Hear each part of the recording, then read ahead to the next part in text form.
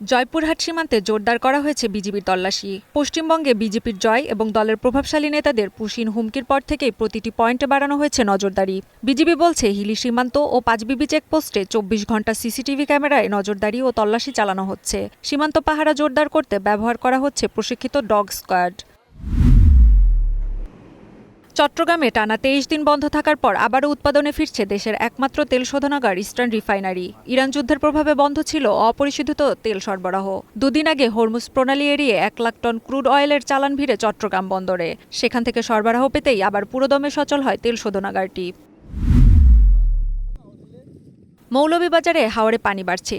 এর মধ্যে বোরো ধান সংগ্রহে প্রাণান্ত লড়াই চালিয়ে যাচ্ছেন কৃষকরা। একমাত্র সম্বল ক্ষেতের ধান নষ্ট হওয়ায় দিশেহারা তারা। জেলা কৃষি সম্প্রসারণ বিভাগের তথ্য মতে এ পর্যন্ত নষ্ট হয়েছে ৪,২০৬ হেক্টর জমির বোরো ধান। এতে ক্ষতিগ্রস্ত হয়েছেন প্রায় ২৫,০০০ কৃষক। সরকারের কৃষিবান্ধব সাহসী সিদ্ধান্তের কারণে এবার বোরো ধানের ভালো ফলন হয়েছে, এমন মন্তব্য করেছেন বিদ্যুৎ প্রতিমন্ত্রী অনিন্দ্য ইসলাম অমিত। যশোর খাদ্য গুদামে চলতি বোরো মৌসুম ধান সংগ্রহের উদ্বোধন করে তিনি আরও বলেন, সরকারিভাবে ধান কেনার উদ্যোগে কৃষকরা ন্যায্য মূল্য পাবেন। এছাড়া অসাধু কর্মকর্তারা কৃষকদের ওজনে ঠকালে কঠোর ব্যবস্থা নেওয়ারও হুঁশিয়ারি দেন প্রতিমন্ত্রী।